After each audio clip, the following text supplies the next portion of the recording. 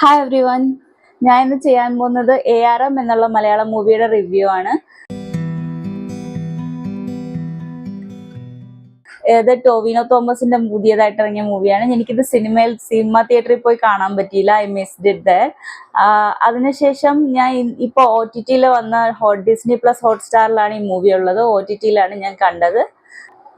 ഇത് മൂവിയുടെ spoiler free review ആണ്. സ്പോയിലർ ഇല്ലായിരിക്കും.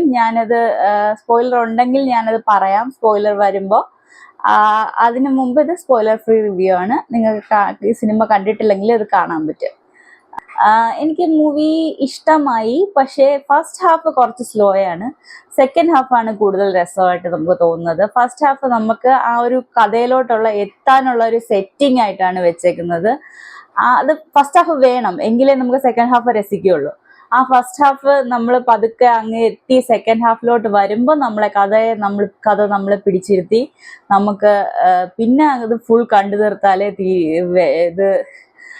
എങ്ങനെ ആവും, എന്ത് ആവും എന്നുള്ള ഒരു ആകാംക്ഷ തോന്നും. അവസാനത്തോട്ട് വരുമ്പോ നമുക്ക് കുറെ ചോദ്യങ്ങൾ നമ്മുടെ മനസ്സിൽ കിടക്കും. ഇത് എങ്ങനെ തീരും, ആ ഭാഗം എങ്ങനെയാവും, ഈ ഭാഗം എങ്ങനെയാവും, അങ്ങനെ കുറെ വഴികളിൽ കൂടെ നമുക്ക് ആ ക്വസ്റ്റ്യൻ ഇങ്ങനെ വന്നുകൊണ്ടിരിക്കും. പല കാര്യങ്ങളും നമുക്ക് അത് ആൻസർ കിട്ടിയിട്ടില്ല. അതുകൊണ്ട് ആ ലാസ്റ്റ് ക്ലൈമാക്സോട്ട് വരുമ്പോൾ ഭയങ്കര നല്ലതാണ്. നല്ല എക്സൈറ്റിംഗ് ആയിട്ടും നമ്മളെ പിടിച്ചിരുത്തുന്ന ഒരു ടൈപ്പ് ഓഫ് ഫീലിംഗ് വരും നമുക്ക് അവസാനം ആകുമ്പോൾ. ഈ മൂവിയിൽ പിന്നെ നമുക്ക് പറയാനുള്ളത് ആക്ടിങ് ആണ്. ടോവിനോ തോമസിന്റെ ആക്ടിങ് നല്ലതായിട്ടുണ്ട്. ഈ സിനിമ നിങ്ങൾക്ക് ടോവിനോ തോമസിന്റെ ആക്ടിങ് കാണാൻ വേണ്ടി മാത്രം വേണമെങ്കിലും പോയി കാണാം. അത്രയ്ക്ക് നല്ല ആക്ടിങ് ആണ്. ആ ആക്ടിങ് മാസ്റ്റർ ക്ലാസ് എന്നൊക്കെ പറയാൻ പറ്റുന്ന അത്രയും നല്ല ആക്ടിങ് ആണ്. അതുകൊണ്ട് ആ ആക്ടിങ് കാണാൻ വേണ്ടി മാത്രം വേണമെങ്കിൽ പോയി കാണാം ഈ മൂവി. പിന്നെ കുറച്ച് പ്രശ്നം എനിക്ക് തോന്നിയത്, ഈ ഏതെങ്കിലും ഒരു ക്യാരക്ടർ വരുന്നതിന് മുമ്പ് ഭയങ്കരമായിട്ട് ആ ക്യാരക്ടറിനെ പറ്റിയ ഒരു ഇങ്ങനെ ബാക്ക്ഗ്രൗണ്ട് മ്യൂസിക് ഇടും. അപ്പോൾ നമുക്ക് ആ ഒരു ക്യാരക്ടറിനെ എക്സ്പെക്ട് ചെയ്യാം എന്നുള്ളത് ഒരു ക്യാരക്ടർ ഇങ്ങനെ ഒരാൾ വരുന്നുണ്ട് എന്നുള്ളൊരു തോന്നൽ നമുക്ക് വരും. അത് എനിക്ക് അത്രയ്ക്ക് അങ്ങോട്ട് ഒരു രസമായി തോന്നിയില്ല. ബിക്കോസ് ഇങ്ങനെ ബേസിൽ ജോസഫിന്റെ ക്യാരക്ടർ വരുമ്പോഴും അജു വർഗീസിന്റെ ക്യാരക്ടർ വരുമ്പോഴും ഒക്കെ കോമഡി മ്യൂസിക് ഇടും. അപ്പൊ ആ കോമഡി മ്യൂസിക് നമ്മൾ അപ്പോഴേ നമ്മൾ എക്സ്പെക്ട് ചെയ്യുന്നുണ്ട് ഇങ്ങനൊരു ക്യാരക്ടർ, എന്തോ ഒരു കോമഡി ക്യാരക്ടർ ആണ് വരാൻ പോകുന്നത് നമ്മൾ മുമ്പേ അങ്ങ് എക്സ്പെക്ട് ചെയ്ത് കളയും. അത് ആ ക്യാരക്ടർ വന്നു കഴിഞ്ഞിട്ട് പോരെ അങ്ങനത്തെ ഒരു മ്യൂസിക്. അതിന് മുമ്പേ അവർ എൻട്രി എടുക്കുമ്പോഴേ അങ്ങനെ ഒരു മ്യൂസിക് ഇടുന്നത് ഒരു ചെറിയൊരു വല്ലായ്മ എനിക്ക് തോന്നി. അത് എൻ്റെ ആയിരിക്കും, വേറെ ഉള്ളവർക്ക് അങ്ങനെ തോന്നണമെന്നില്ല. പിന്നെ ഒരു കാര്യം പറയാനുള്ളത്, ഈ സിനിമയിലെ എല്ലാവരുടെയും ആക്ടിങ് അത്ര കിടിലാണെന്ന് പറയാൻ പറ്റില്ല. കുറെ ക്യാരക്ടേഴ്സിന്റെ, എസ്പെഷ്യലി ഫസ്റ്റ് ഹാഫിലെ കുറെ ക്യാരക്ടേഴ്സിന്റെയും പിന്നെ ഈ ഒരു ലക്ഷ്മിയുടെ അച്ഛനായിട്ട് അഭിനയിക്കുന്ന ആളുടെ ക്യാരക്ടറിന്റെ എല്ലാവരുടെയും ആക്ടിങ് ഒരുമാതിരി പണ്ടത്തെ സിനിമയിലെല്ലാം എല്ലാവരും ആക്ട് ചെയ്യുന്ന പോലെ ഉണ്ടായിരുന്നു. കുറച്ച് എന്താ പറയാ, ഈ 90s മൂവീസിലെല്ലാരും കൂടെ ആക്ട് ചെയ്യുന്ന ഒരുമാതിരി ഒരു നല്ല ആക്ടിങ് അല്ല, നാച്ചുറൽ ആക്ടിങ് അല്ല എന്ന് തോന്നുന്ന പോലത്തെ ആക്ടിങ് ഉണ്ടായിരുന്നു. ആ വർമ്മ എന്നുള്ള ക്യാരക്ടറിന്റെയും ഈ മറ്റേ ലക്ഷ്മിയുടെ അച്ഛൻ്റെ ഒക്കെ ക്യാരക്ടർ, അത് കുറച്ച് നമുക്ക് ജാറിങ് ആയിട്ട് തോന്നും. എന്താണ് ഇങ്ങനെ നല്ലൊരു ആക്ടിങ് അല്ലാത്ത ആൾക്കാരുണ്ടല്ലോ എന്ന് തോന്നും. ഇച്ചിരി ഫസ്റ്റ് ഹാഫ് എസ്പെഷ്യലി ഇച്ചിരി പഴയ മൂവി പോലെയൊക്കെയാണ് എടുത്തേക്കുന്നത്. പക്ഷെ അത് കുഴപ്പമില്ല, നമുക്കത് സഹിക്കാവുന്നതേ ഉള്ളൂ. ബിക്കോസ് സെക്കൻഡ് ഹാഫ് നന്നായിട്ട് ചെയ്തിട്ടുണ്ട്. അതുകൊണ്ട് ഫസ്റ്റ് ഹാഫ് നമുക്ക് സഹിക്കാവുന്നതേ ഉള്ളൂ. ഈ സിനിമയുടെ സ്റ്റോറി എന്ന് പറഞ്ഞാൽ ഒരു നാടോടിക്കഥ പോലെയാണ്. നമുക്കതിനെ റിയലിസ്റ്റിക് ആയിട്ടല്ല എടുത്തേക്കുന്നത്. അത് കുഴപ്പമില്ല, അത് അങ്ങനെയാണ് ചെയ്യേണ്ടത്. ആ ഒരു സ്റ്റോറി ഒരു ഫോക്ലോർ, ഒരു നാടോടിക്കഥ പോലത്തെ സ്റ്റോറിയാണ്. അപ്പൊ അങ്ങനത്തെ സെറ്റിംഗ് ആണ്. അപ്പൊ നമുക്കത് അങ്ങനത്തെ ഒരു ഇതായിട്ട് നമുക്ക് എടുക്കാൻ പറ്റും. അപ്പൊ അത് നന്നായിട്ട് ആ ഒരു ഫോക്ലോർ ചെയ്തിട്ടുണ്ട്. നമുക്ക് തോന്നും അതൊരു ഫോക്ലോർ ആണ്, ഒരു നാടോടി കഥയാണ്. നമുക്ക് ആ ഒരു വേൾഡ് ബിൽഡിംഗ് ഒക്കെ നന്നായിട്ട് ചെയ്തിട്ടുണ്ട്. നമുക്ക് അതിലോട്ട് ഇറങ്ങി ചെല്ലാൻ പറ്റും. അതിന്റെ സെറ്റ് ഡിസൈനും മേക്കപ്പും കോസ്റ്റ്യൂമും ഒക്കെ നന്നായിട്ട് ചെയ്തിട്ടുണ്ട്. എസ്പെഷ്യലി മേക്കപ്പ് എനിക്ക് നന്നായിട്ട് തോന്നിയെന്ന് വെച്ചാൽ അജയൻ എന്നാണ് മൂന്നാമത്തെ ക്യാരക്ടറിന്റെ പേര്. ടോവിനോ തോമസ് ഈ സിനിമയിൽ 3 ക്യാരക്ടറാണ് ചെയ്യുന്നത്. അപ്പം ഏറ്റവും തേർഡ് ജനറേഷൻ അജയന്റെ ക്യാരക്ടറിൽ നമുക്ക് ടോവിനോ തോമസിനെ സാധാരണ കാണുന്ന പോലെ അല്ല ആ ക്യാരക്ടർ ഇരിക്കുന്നത്. കുറച്ച് കറുത്തിട്ട് കുറച്ച് മുഷിഞ്ഞ പോലത്തെ ഒരു ലുക്കാണ്. അത് നന്നായിട്ട് ചെയ്തിട്ടുണ്ട്. അതേപോലെ തന്നെ കള്ളന്റെ ക്യാരക്ടറായിട്ട് ചെയ്തേക്കുന്ന ആളുടെ മണിയൻ എന്നാണ് ക്യാരക്ടറിന്റെ പേര്. ആ മണിയന്റെ ക്യാരക്ടർ നന്നായി മേക്കപ്പ് ചെയ്ത് മണിയനെ നമുക്ക് ടോവിനോ തോമസ് ആണെന്ന് റെക്കഗ്നൈസ് ചെയ്യാനേ പറ്റാത്തത്ര നന്നായിട്ട് ചെയ്തിട്ടുണ്ട്. പിന്നെ ഈ പിന്നെ ആദ്യത്തെ ക്യാരക്ടറിനെ നമുക്ക് അത്ര ഇമ്പോർട്ടന്റ് ആയിട്ട് എനിക്ക് തോന്നിയില്ല. ആ ഒരു ഒറ്റ സീൻ 2-3 സീനേ ഉള്ളൂ ആദ്യത്തെ ക്യാരക്ടറിന്.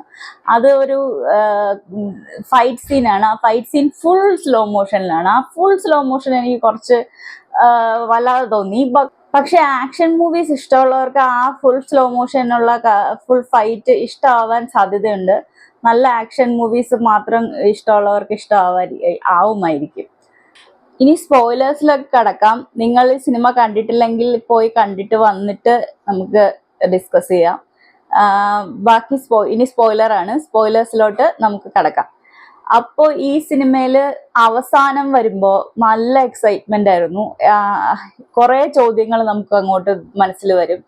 ഈ വില്ലന്മാര് 2 പേര് അവിടെ നിന്ന് വരുന്ന വർമ്മ എന്തോ ആ ഒരു വിളക്കെടുക്കാൻ വേണ്ടി വരുന്നവർക്ക് എന്ത് സംഭവിക്കും, അവരെങ്ങനെയായിരിക്കും അവരുടെ ഫേറ്റ്, ഈ വിളക്ക് എവിടെയാണ്, വിളക്കിനെ കണ്ടുപിടിക്കാൻ പറ്റുമോ, അജയൻ ഈ സമയത്തിനുള്ളിൽ കണ്ടുപിടിക്കാൻ പറ്റുമോ, കണ്ടുപിടിച്ചാൽ തന്നെ മറ്റവർക്ക് കൊടുക്കുമോ ഇല്ലയോ, എന്ത് പറ്റും, അയാൾ ജീവിക്കുമോ ജീവിക്കില്ലേ, അങ്ങനെയൊക്കെ ഉള്ള ക്വസ്റ്റ്യൻസ് ഉണ്ട്. പിന്നെ ഈ ലക്ഷ്മിയെ കൊണ്ടുപോയി എന്ന് പറഞ്ഞു, ലക്ഷ്മി എവിടെയാണെന്നുള്ള ക്വസ്റ്റ്യൻ ഉണ്ട്. അതെന്തായിത്തീരും എന്നുള്ള ക്വസ്റ്റ്യൻ ഉണ്ട്. അങ്ങനെ കുറെ ക്വസ്റ്റ്യൻസ് നമ്മൾ ചേർന്ന് വന്നിട്ടാണ് ഈ എൻഡിങ്ങിലോട്ട് എത്തുന്നത്. നമുക്ക് ഒരു ക്വസ്റ്റ്യന്റെ ആൻസർ ഇല്ല. അപ്പൊ നന്നായിട്ട് നമ്മളെ മുൾമുനയിൽ നിർത്തുന്ന ഒരു എക്സ്പീരിയൻസ് ആയിട്ടാണ് എനിക്ക് തോന്നിയത്. നല്ല ആ എൻഡിങ്ങിലോട്ട് വരുമ്പം ഇങ്ങനെ പല വഴി കൂടെ ചേർന്ന് ഇങ്ങനെ വന്ന് ഒരു എൻഡിങ് ആവുന്ന പോലെ തോന്നും. അത്രയ്ക്ക് നന്നായിട്ട് സ്ക്രിപ്റ്റ് എഴുതിയിട്ടുണ്ടെന്ന് തന്നെയാണ് എനിക്ക് തോന്നുന്നത്. പിന്നെ ആദ്യത്തെ ഭാഗം ആ സ്ലോ ആവുന്നത് ഈ ലാസ്റ്റിലോട്ട് വരുമ്പോ എല്ലാം കണക്ട് ചെയ്ത് വരാൻ വേണ്ടിയാണ് ആദ്യത്തെ ഭാഗം സ്ലോ ആയത്. അതുകൊണ്ട് കുഴപ്പമില്ല. ആ സ്ലോനെസ് വേണം, എങ്കിലേ നമുക്ക് ആ ലാസ്റ്റിലോട്ട് ആ ഒരു എല്ലാം കണക്ട് ചെയ്ത് നമുക്ക് ആ ഒരു എക്സൈറ്റ്മെന്റ് വരത്തുള്ളൂ. അതുകൊണ്ട് ആ ഒരു സ്ലോനെസ്സിനെ ഞാൻ ഫോർഗീവ് ചെയ്യുന്നു. എനിക്കത് വലിയ പ്രശ്നമായിട്ട് ഇപ്പൊ തോന്നുന്നില്ല. അവസാനം എത്തിക്കഴിഞ്ഞപ്പോ തോന്നുന്നില്ല. ആദ്യം ഞാൻ കുറച്ച് എത്തിയപ്പോ ഞാൻ വിചാരിച്ചു അയ്യോ ഇത് ഭയങ്കര സ്ലോ ആണല്ലോ എന്ന് തോന്നി. പക്ഷേ ലാസ്റ്റിലോട്ടായപ്പോ എനിക്ക് മനസ്സിലായി ആ സ്ലോ അവിടെ വേണം, ആവശ്യമുള്ളതാണ്. അത്രയും സെറ്റപ്പ് ഉണ്ടെങ്കിലേ നമുക്ക് ആ ലാസ്റ്റിലോട്ട് മനസ്സിലാവുകയുള്ളൂ, ഇഷ്ടപ്പെടുകയുള്ളൂ, എങ്ങനെയാണ് സംഭവിച്ചതെന്ന് നമുക്ക് തോന്നുള്ളൂ. പിന്നെ ഏറ്റവും അവസാനം ഈ അജയന്റെ ക്യാരക്ടറിന് അജയൻ പോയി ആ വിളക്ക് കണ്ടുപിടിക്കാൻ പോകുന്നില്ലേ, അപ്പൊ എനിക്കൊരു ചെറിയൊരു അൺറിയലിസ്റ്റിക് തോന്നിയത് അജയനെ വെട്ടുകൊണ്ടതും അതും സാധാരണ കുത്തുകൊണ്ടതല്ല, നല്ല ഒരു വളഞ്ഞ ഇതുകൊണ്ട് അരിവാള് കൊണ്ടാണ് വെട്ടുകൊള്ളുന്നത്. അപ്പം അതും വലിച്ചൂരിയിട്ട് വെള്ളത്തിലോട്ട് ഇറങ്ങി പോയാണ് ഇത് കണ്ടുപിടിക്കുന്നത്. അത്രയും നേരം ജീവനോടെ ഇരിക്കുന്നു എന്നുള്ളത് ഒരു അൺറിയലിസ്റ്റിക് ആയിട്ട് തോന്നി. പക്ഷെ അപ്പൊ തന്നെ ഇതിനകത്ത് കാണിക്കുന്നുണ്ട് ആ ദേവിയുടെ പ്രഭാവം അവിടെ ഉണ്ട്.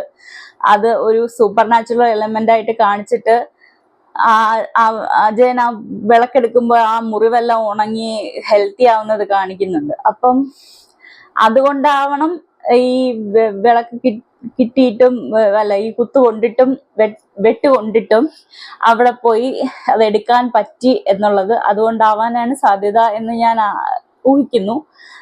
ആ ഒരു സൂപ്പർ നാച്ചുറൽ എലമെന്റ് അവിടെ ഉള്ളതുകൊണ്ട് ഞാൻ ആദ്യം എനിക്ക് തോന്നി ഇത് അൺറിയലിസ്റ്റിക് ആണല്ലോ എന്ന് തോന്നിയെങ്കിലും ആ ഒരു സൂപ്പർ നാച്ചുറൽ എലമെന്റ് കൊണ്ട് അത് ഫോർഗീവ് ആയിപ്പോയി, അത് കുഴപ്പമില്ല ഉള്ളതായിപ്പോയി. അപ്പം അതുകൊണ്ട് അത് നല്ലൊരു എലമെന്റ് ആയിരുന്നു. പിന്നെ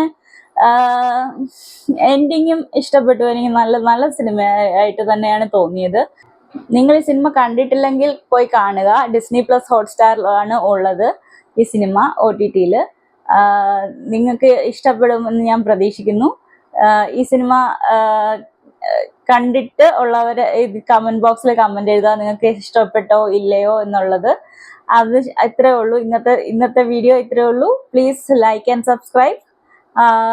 ബൈ.